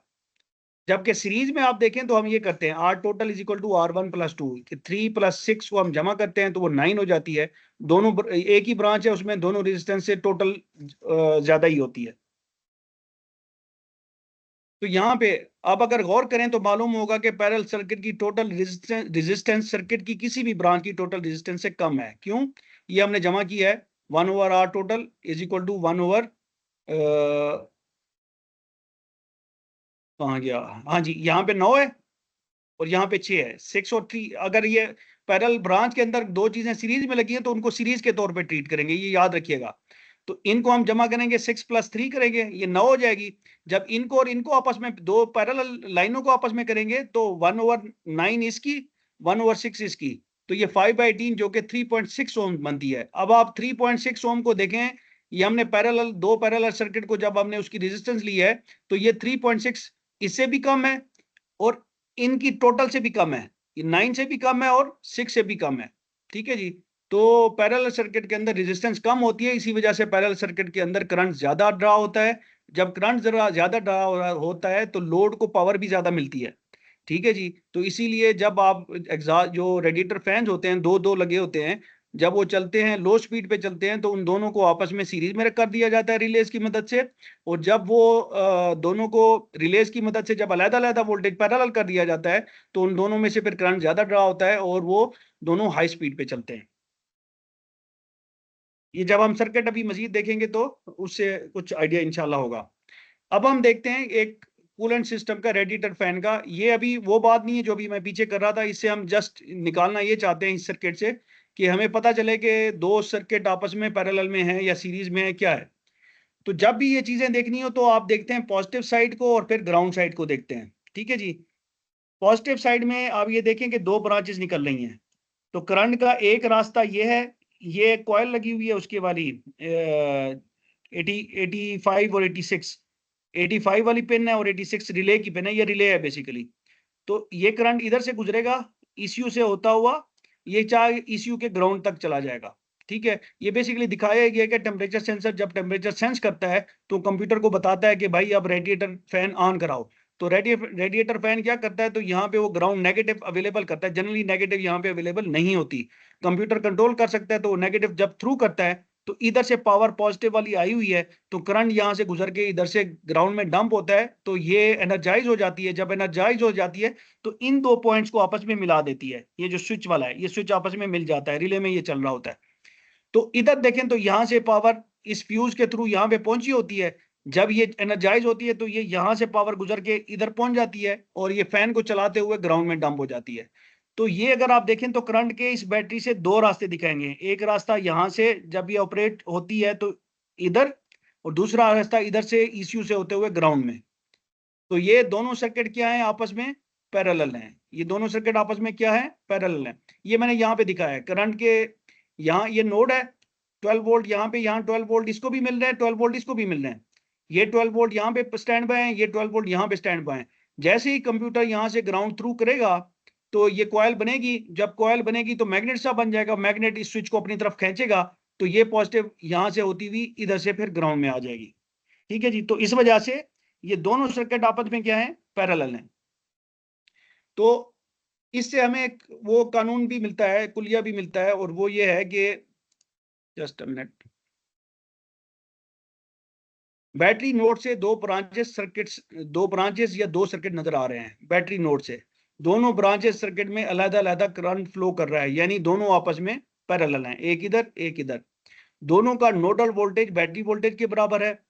दोनों ब्रांचेस या सर्किट में एक एक लोड है। इसमें एक लोड कौन सा है, ये कॉइल है, और इसमें एक लोड कौन सा है, ये फैन है। तो सर्किट में एक एक लोड है, एक रिले कंट्रोलिंग, ये जो कॉइल है बेसिकली रिले को कंट्रोल कर रही है। ये ऑन ऑफ कराने के लिए कॉइल जब बनती है तो ऑन हो जाता है स्विच, जब ये खत्म होती है यहाँ से ग्राउंड कट हो जाता है तो ये ऑफ हो जाता है और स्विच ओपन हो जाता है। ठीक है। एक रिले कंट्रोलिंग सर्किट है, दूसरा फैन पावर सिस्टम है। अब आ जाते हैं जी जो मैं बात कर रहा था पहले कि दोनों फैंस को, ये बेसिकली वो फैन जो पीछे हमने देखे हैं, ये उनकी एक फैन की मोटर है, ये दूसरे फैन की मोटर है। तो इसमें हम क्या करने जा रहे हैं, engine coolant system radiator fan. अब ये जो सिस्टम है रेडिएटर फैन का, इसको कंप्यूटर कंट्रोल कर रहा है। इसकी स्पीड है, 2 स्पीडें हैं, एक हाई स्पीड पे चलते हैं और जब ज्यादा हीट टेम्परेचर ज्यादा हो जाता है तो कंप्यूटर ये वाला रास्ता खोलता है, इधर से जो है ना इसको कंट्रोल करता है इस पूरे सर्किट को। जब टेम्परेचर कम होता है, एक खास लिमिट पे होता है, तो वो हल्का फैन को हल्का चलाते हैं, तो उस वक्त ये रास्ता बंद होता है, यहाँ से पावर नहीं देता, यहाँ से कंट्रोल नहीं करता, इधर से कंट्रोल करता है। तो इस जगह पे अब हम डिस्कस करने जा रहे हैं हाई कंट्रोल ऑपरेशन, यानी कि अभी टेम्परेचर बहुत बढ़ चुका हुआ है इंजन का, तो उसने अपने फैंस को हाई पे ऑन करना है। तो हाई पे ऑन करने के लिए वो ये लाइन इस्तेमाल करता है। अब हम क्या करते हैं, सर्किट की पहचान कैसे कर सकते हैं, करंट के फ्लो का रास्ता तलाश करें। अगर रास्ता एक है तो ये एक सीरीज सर्किट होगा। अगर रास्ता एक से ज्यादा है तो जहां जहां करंट एक से ज्यादा रास्तों पे स्प्लिट हो रहा है, वो सारे रास्ते आपस में पैरेलल सर्किट बना रहे होते हैं। और एक करंट के सीधे रास्ते में जो सर्किट एलिमेंट्स आते हैं वो सब सीरीज में होते हैं। ये थंब रूल है कि हमें ये पता करने के लिए कि सर्किट सीरीज में है कि पैरेलल में है। फिर इसको अब हम आगे जो है ना ट्रेस करते हैं, जिसके लिए यहाँ पे जो है ना बेसिकली जो वायरिंग डायग्राम को अंडरस्टैंड करने के लिए एक कोडिंग की टेक्निक होती है, जिसमें आप करते ये हैं कि जिस लाइन के ऊपर परमानेंट पावर हर वक्त अवेलेबल होती है उसको रेड डॉटेड लाइन से शो करना शुरू कर देते हैं। जिन लाइंस के ऊपर मिसाल के तौर पे यहाँ से जब पावर आएगी तो परमानेंट पावर होगी, वैसे इसको हम स्विच कहेंगे लेकिन मैं इसको ये सॉरी ये पावर है, ये पावर है, फ्यूज से जो पावर आ रही है इग्निशन से जो आ रही होती है परमानेंट हर वक्त अवेलेबल होगी। जैसे ही अगर ये इग्निशन की है तो इग्निशन जैसे ही ऑन होगा तो यहाँ पे हर वक्त पावर अवेलेबल होगी, इस लाइन में भी होगी, इधर भी होगी, यहाँ से यहाँ तक होगी, यहाँ से यहाँ तक होगी, यहाँ से यहाँ तक। तो ये परमानेंट पावर की लाइन है। इसी तरह जो मुस्तकिल ग्राउंड की है, तो ये परमानेंट ग्राउंड की ये लाइन है कि ग्राउंड के साथ ये अटैच है, इधर कोई स्विच नहीं है, तो ये हर वक्त ग्राउंड यहाँ पे इस पॉइंट पे अवेलेबल होगा, इधर भी हर वक्त ग्राउंड इस पॉइंट पे हर वक्त अवेलेबल होगा। फिर इसको मैं आगे एक्सप्लेन करता हूं कि ये फिर आप खुद कलर देते हैं, ऐसा नहीं है कि डायग्राम का कलर है, ये आप डायग्राम का जो भी कलर हो, यहाँ इन चीजों को स्टडी करने के बाद आप कहते हैं कि चूंकि ये लाइनें मुस्तकिल पावर की हैं तो उनको आप रेड डॉटेड लाइन से शो करते हैं, मुस्तकिल ग्राउंड को रेड ब्राउन डॉटेड लाइन से शो करते हैं। स्विच टू पावर के अगर ये पावर है यहाँ पे स्टैंड बाय है, जब ये स्विच बनेगा तो ये स्विच टू पावर है कि ये लाइन स्विच टू पावर की, उसको हम येलो से करेंगे। अगर कोई चीज स्विच टू ग्राउंड की है तो उसको हम ये ब्लू, स्विच टू ग्राउंड को हम ब्लू के साथ करेंगे। अब आ जाए जी हाई कंट्रोल में। हाई कंट्रोल में क्या है कि कंप्यूटर यहां से जो ना पावर देगा।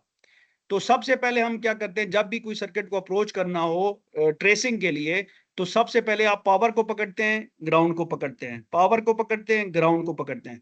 पावर को आपने पकड़ा, आपने देखा कि ये फ्यूज से पावर आ रही है जो कि परमानेंट पावर है, कहाँ जा रही है, यहाँ पे। आगे स्विच है, रुक जाएं, आगे कॉइल है, रुक जाएं, आगे स्विच है, रुक जाएं, आगे कॉइल है, रुक जाएं, और यहाँ पे फिर स्विच है, रुक जाएं।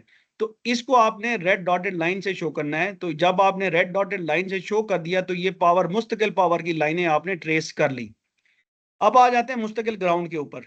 तो ग्राउंड मुस्तकिल कहाँ पे अवेलेबल है, इस जगह पे और इस जगह पे ऊपर, ये आपने डाल दी।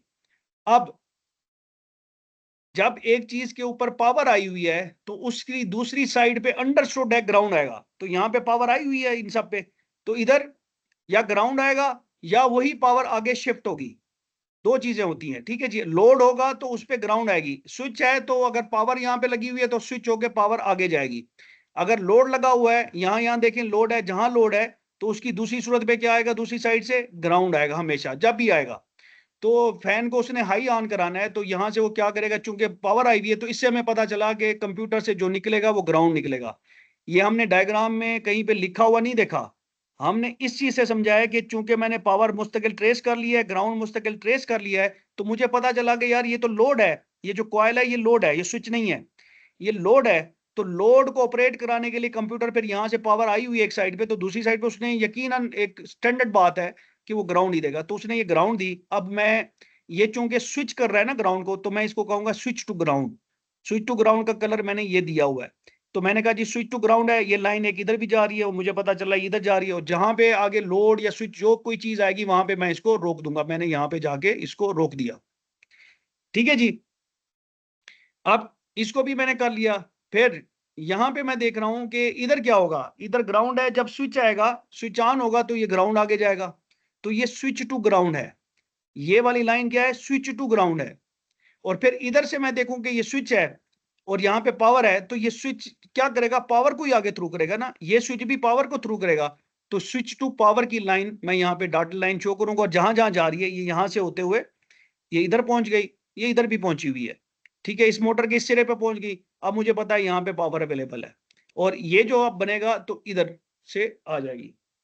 ठीक है जी, ये तो होगी फिलॉसफी इसकी कि हम कैसे कोडिंग टेक्निक से एक सर्किट डायग्राम को समझ सकते हैं। अब हम आ जाते हैं अगली चीज के ऊपर, क्या ये पैरेलल है सर्किट या सीरीज में है। अब आप अगर इसको देखें कि पावर स्प्लिट होके अब पूरा सर्किट कहाँ पे कंप्लीट हो रहा है, अगर हम इसकी बात करें, इसको हम ट्रेस करें अब कि यहाँ पे ये क्या स्विच बनेगा, चलिए यहां से करते हैं, इसी इसी से ग्राउंड से, जहां से फैन उसने ग्राउंड दिया, जैसे ही ग्राउंड दिया ये कॉइल एनर्जाइज, क्योंकि पावर थी यहाँ पे, एनर्जाइज होगी, और यहां से क्या होगा, ये स्विच इधर आ जाएगा। जब इधर आ जाएगा तो ये पावर इस सिरे पे पहुंचेगी, यहाँ पे पावर, इसका मतलब है इसके बनने से पावर इधर पहुंच गई। और अब ये वाला सर्किट मेरा यहाँ से पॉजिटिव एक आई थी और यहाँ से ग्राउंड हो गई, तो एक लाइन ये बन गई, एक ब्रांच इसकी ये बन गई जो कि पूरी है। दूसरी ब्रांच इधर, ये दूसरी रिले है, यहाँ पे भी पावर पहुंची हुई है, और यहाँ पे जैसी ग्राउंड पहुंचेगी तो ये दो आपस में पैरेलल हैं। ठीक है जी, दो पावरें, ये दो ब्रांचेस आपस में पैरेलल। फिर जब ये बन गई तो ये स्विच बनेगा, तो ये पावर इधर से थ्रू होके इधर से जाते हुए इस मोटर को ऑपरेट करा देगी। ठीक है, यहां से इधर से जाते हुए इस मोटर को ऑपरेट करा देगी। और फिर ये जो स्विच है ये नॉर्मल हालात में क्या है, ये समझ लें कि हर वक्त ऑन है, ये हर वक्त ऑन पे पड़ा हुआ है, ये बना हुआ है, जब रिले बनेगी तो इसको डिस्कनेक्ट कराएगी। तो इस वजह से जब पावर आई है तो पावर यहां से स्विच से होते हुए पावर यहां पे अवेलेबल थी, ये कब ग्राउंड मिला है उसको, जब इसने ऑन कराया है तो ये बनेगा। तो ये इसका रास्ता फिर यूं बन जाएगा। ठीक है जी, एक सर्किट ये एक लूप बन जाएगा और एक दूसरा लूप यहाँ पे। तो अब आप देखेंगे करंट इधर से भी फ्लो करेगा इस तरफ, और एक करंट इधर से भी फ्लो करेगा इस मोटर को, तो ये दोनों आपस में पैरेलल हैं। तो जब पैरेलल होती हैं तो क्या होगा, तो दोनों की जो पैरेलल में क्या होता है, रेजिस्टेंस कम होती है, तो यहाँ पे जो टोटल करंट होगा वो ज्यादा होगा, और फिर ये मोटरें तेज चलेंगी। इसी वजह से पैरेलल सर्किट के अंदर जब आप चीजों को पैरेलल सर्किट में डालते हैं तो उनको करंट ज्यादा मिलता है, और करंट जब ज्यादा मिलता है तो फिर क्या होगा, वो चीजें दोनों हाई स्पीड पे चलेंगी। तो इस वजह से ये सर्किट क्या है, हाई स्पीड का है। इसमें कोई कंफ्यूजन है तो मुझे बता दें, मैं दोबारा उस पर एक्सप्लेन कर देता हूँ। ओके सर, चलें, ग्रेट, हो गया जी। अब हम आ जाते हैं लो की तरफ। तो लो में अगेन जो वही वाला टेक्निक हम करेंगे, कलर कोडिंग करेंगे, यहाँ से ग्राउंड निकलेगा, क्यों, क्योंकि यहाँ से पावर यहाँ पे स्टैंड बाय, यहाँ पे सॉरी, ये जब स्विच बना हुआ था उस वक्त स्टैंड बाय, जब ये होगा तो खुल जाएगा जब बनेगी, तो पावर यहाँ पे यहाँ पे यहाँ पे यहाँ पे और इस जगह के ऊपर, और ग्राउंड जब आएगा तो इधर से आएगा। अब ग्राउंड जब आ रहा है तो वो सिर्फ ग्राउंड इसको ऑपरेट करा रहा है, जब इसको ऑपरेट करा रहा है तो ये सर्किट बनेगा। यहाँ पे मैं पीछे गड़बड़ कर गया हूँ, मैं इसको दोबारा वो करूंगा, वो ओपन करने का मैंने कहा था, वो बनेगी, उसमें भी बनेगी और इसमें भी बनेगी। यहाँ पे भी जब मैं यहाँ पे ना गड़बड़ कर रहा हूँ, चलें इसको हम बाद में देखेंगे, लेकिन हम इसको अभी लो वाले सर्किट को देख लेते हैं। मैं ये अगली क्लास में इसको दोबारा रिजॉल्व करके फिर आपसे डिस्कस करता हूँ राइट नाउ, क्योंकि क्विकली मैं, मेरा नहीं ख्याल मैं इसको कंप्रीहेंड कर पाऊंगा। ये पावर यहाँ पे स्टैंड बाय, यहाँ पे स्टैंड बाय, इस जगह पे उसी तरह से जैसे पहले सर्किट में थी वहां पे थी। फर्क क्या पड़ा है, अब ग्राउंड यहाँ से आ रहा है, जब ये ग्राउंड यहाँ पे आया है, इसी ने इसको एनर्जाइज कराया है, तो पावर यहाँ से शिफ्ट होगी, इधर से स्विच होगी, और स्विच होके इधर से जाएगी। इधर ये एनर्जाइज नहीं हुई, जब एनर्जाइज नहीं हुई तो ये डंडी जो है ना, स्विच यहाँ पे पड़ा हुआ है। जब लास्ट सर्किट में हमने जब इसको एनर्जाइज कराया था तो ये स्विच इधर से आगे इधर मिल गया था। तो अब करंट का जो रास्ता है वो एक तो ये सर्किट हो गया ना, इसको ऑपरेट कराने वाला, तो कंट्रोलिंग वाला हो गया। इसको हम इसके पैरेलल क्योंकि करंट इधर भी जा रहा है और इधर भी जा रहा है। लेकिन आप देखेंगे दोनों मोटर को एक ही रास्ते से अब करंट जा रहा है, दोनों मोटर्स को एक ही, तो दोनों मोटर्स आपस में क्या हो गई, एक ही करंट जा रहा है एक ही रास्ते से, तो इसका मतलब है ये दोनों मोटर्स आपस में सीरीज में आ गई, और इनकी जब रेजिस्टेंस आपस में ऐड हुई है तो वो बढ़ गई है, जिसकी वजह से इस पूरे नेट इफेक्ट इस सर्किट का जो करंट का होगा, वो करंट इन मोटरों को कम मिलेगा, जिसकी वजह से ये लो स्पीड पे चलेंगी। ठीक है जी, जिसकी वजह से ये क्या करेंगी, लो स्पीड पे चलेंगी। तो ये बेसिकली क्या है, engine coolant system radiator fan का लो कंट्रोल ऑपरेशन है। इसमें किसी किस्म का सवाल है तो बताएं, नहीं तो फिर हम मेरे ख्याल में हाँ इसका तकरीबन समरी करने वाले हैं आप पूरे सर्किट की, इस पूरे टॉपिक की। चलें जी आगे। जी सर, वो क्लियर हो गया। मतलब अगर सीरीज में कनेक्टेड है तो वो करंट लो होगा, तो उस वजह से हम लो फैन चलेगा, और अगर वो पैरेलल पे वो रिले के थ्रू कन्वर्ट हो जाएगा तो फैन स्पीड हाई हो जाएगी। हाँ जी बिल्कुल, क्योंकि दोनों को वोल्टेज बराबर 12-12 वोल्ट अलग-अलग मिलेगी। अब जब ये सीरीज में आ गई, इस मोटर यहाँ पे 12 वोल्ट आए थे, लेकिन क्या है वो ड्रॉप उतने करेगी जितनी इसकी रेजिस्टेंस है, और यहाँ पे फिर वोल्टेज कम हो जाएंगे और इस मोटर को भी कम मिलेंगे। तो दोनों वोल्टेज वो इसके ऊपर इसको भी वोल्टेज कम ड्रॉप, यहाँ पे भी कम ड्रॉप होंगे, यहाँ पे भी कम ड्रॉप होंगे। जब पैरेलल होंगी तो जितने 12 वोल्ट है वो 12 के 12 इसी वोल्ट में ड्रॉप होंगे, और उसके 12 वोल्ट भी, इसको यहां से 12 वोल्ट मिल रहे थे, या भाई वाले पे आ गया हूं मैं, इसको यहां से 12 वोल्ट मिल रहे थे, इसको यहां से 12 वोल्ट मिल रहे थे। तो जब दोनों को अलग-अलग 12 वोल्ट मिल रहे हैं तो ऑब्वियसली फिर उसका करंट भी ज्यादा होगा। ठीक है जी, और चूंकि रेजिस्टेंस भी पैरेलल में मैंने कहा था कि टोटल जो रेजिस्टेंस होती है वो कम होती है, तो करंट इस वजह से ज्यादा हो जाता है और वोल्टेज भी उनको ज्यादा मिल रही होती है। ठीक है जी, अब आ जाते हैं कि इस सर्किट को अगर आप देखें, ये ग्राउंड है ये ग्राउंड है, तो करंट यहाँ से फ्लो करेगा, फ्यूज से होएगा, स्विच बना, जब स्विच बना होगा तो स्विच से होएगा और बल्ब से होते हुए यहाँ पे, तो ये एक ही करंट का रास्ता है, तो इसीलिए ये सीरीज सर्किट है। अब इस सर्किट को देखें तो वही फ्यूज और स्विच है, और उसके बाद क्या है कि इधर भी स्प्लिट हो गया और इधर से भी स्प्लिट हो गया। इस ग्राउंड को यहाँ पे लगा दें या ग्राउंड को यहाँ पे अलग से शो करना, एक ही बात है। तो ये दोनों बल्ब आपस में क्या है, पैरेलल है। क्यों? क्योंकि करंट करंट का रास्ता यहाँ पे स्प्लिट हो रहा है। इधर आप इस सर्किट को देखें तो ये मिक्स सर्किट है, इसमें फ्यूज स्विच, जिसको हम जनरली लोड के तौर पे नहीं लेते, लेकिन डिमर जो है, जो कि एक वेरिएबल रेजिस्टेंस है, अगेन ये भी जो है ना एक तरह से वोल्टेज डिवाइडर सर्किट का काम करता है। तो इसको जब हम कम ज्यादा करते हैं तो इसको लोड के तौर पे लेते हैं। तो ये यहाँ तक सर्किट सीरीज में है और इधर से फिर स्प्लिट हो जाता है, करंट का रास्ता एक ही है यहाँ तक। तो जहां तक करंट का रास्ता एक है वो सारी चीजें आपस में सीरीज में है। इधर आके करंट इधर स्प्लिट होके इधर से गुजरेगा और इधर आके स्प्लिट होके इधर से गुजरेगा, तो ये दोनों चीजें पैरेलल हैं। तो इसको हम फाइनल वो करते हैं जी, समराइज करते हैं कि सर्किट की पहचान की सबसे बेहतरीन अप्रोच ये है कि करंट के फ्लो का रास्ता तलाश करें। अगर रास्ता एक है तो ये एक सीरीज सर्किट होगा, या वो चीजें सीरीज होंगी जो एक ही, जिसमें से करंट एक ही गुजर रहा है, एक ही रास्ते से गुजर रहा है। अगर रास्ता एक से ज्यादा है तो जहां जहां करंट एक से ज्यादा रास्तों में स्प्लिट हो रहा है, वो सारे रास्ते आपस में पैरेलल सर्किट बना रहे होते हैं, और एक करंट के सीधे रास्ते में जो सर्किट या एलिमेंट आते हैं वो सब सीरीज में होते हैं। एक करंट के रास्ते में जो जो भी लोड आएंगे या स्विच आएंगे वो आपस में सीरीज में होंगे। सीरीज सर्किट में क्या होता है कि बैटरी वोल्टेज जो है ना वो बराबर नहीं होते, वोल्टेज ड्रॉप अक्रॉस पहला लोड, वोल्टेज ड्रॉप दूसरे लोड के ऊपर जो वोल्टेज ड्रॉप है, और तीसरे जो जितने भी लोड हैं उनके अक्रॉस जो वोल्टेज ड्रॉप है, वो आपस में ये सारी चीजें बराबर नहीं होती। फिर वी बैटरी जो है वो ये बराबर हो सकती हैं जब अगर रेजिस्टेंस से सेम हो। वी बैटरी जो सोर्स वोल्टेज है या बैटरी का जो वोल्टेज है वो बराबर होता है वोल्टेज ड्रॉप पहले लोड के प्लस दूसरा प्लस तीसरा। फिर जो सीरीज में रेजिस्टेंस होती है वो आपस में जमा की जाती हैं, R1 प्लस R2 R3। इधर अगर आप देखें तो वहां पे उसका इनवर्स लेके जमा की जाती है, जिसकी वजह से टोटल रेजिस्टेंस सर्किट की कम हो जाती है। सर्किट में कोई ब्रांचेस नहीं होती, एक ही ब्रांच होती है, करंट का रास्ता एक होता है। सर्किट में किसी जगह पे करंट की मिकदार, यहाँ पे हर जगह पे करंट एक ही होगा। सर्किट में वोल्टेज हर रेजिस्टेंस के बाद तब्दील होगी, जब भी रेजिस्टेंस से आगे आप वोल्टेज मेजर करेंगे वो डिफरेंट होगी अगली वोल्टेज से। ये इसी को वी ड्रॉप को नहीं कहा, उसी को कहा। तो ये सारी आपस में बराबर नहीं होंगी, ड्रॉप बराबर हो सकता है लेकिन जो उसके बाद का जो पॉइंट है वहां पे वोल्टेज डिफरेंट होगी। ये बिल्कुल स्टेब्लिश टूल है ये, ठीक है जी, मैं पहले गलत कह रहा था।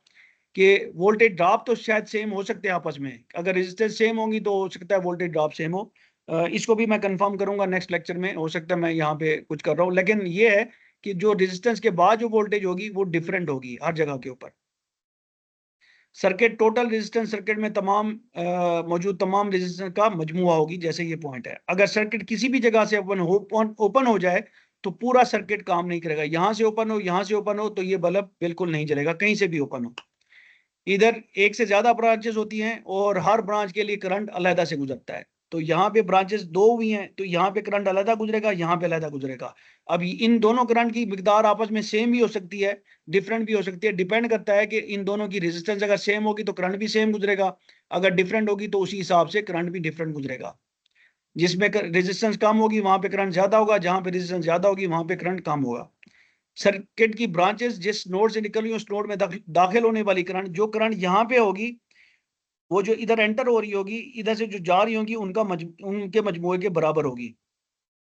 किसी भी नोड पे मौजूद वोल्टेज, अगर वोल्टेज यहाँ पे 10 वोल्ट है तो 10 वोल्ट इसको भी मिल रहे हैं, इसको भी मिल रहे हैं।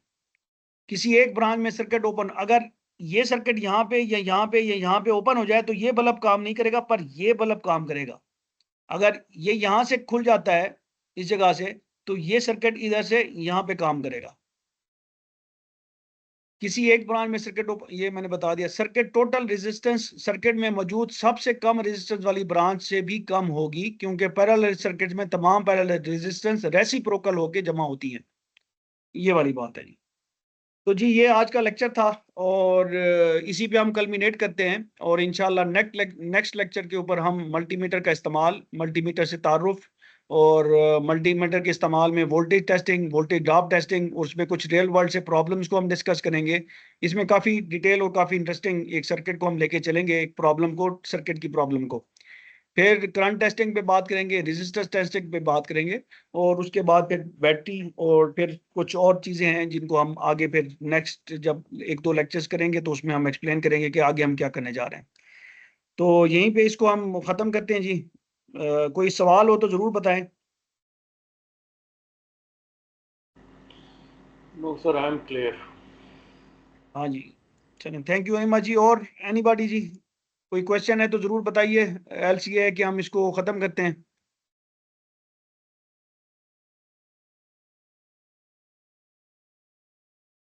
चलें, थैंक यू ऑल जी, थैंक यू वेरी मच। अस्सलाम वालेकुम व रहमतुल्लाहि व बरकातहू। वालेकुम अस्सलाम।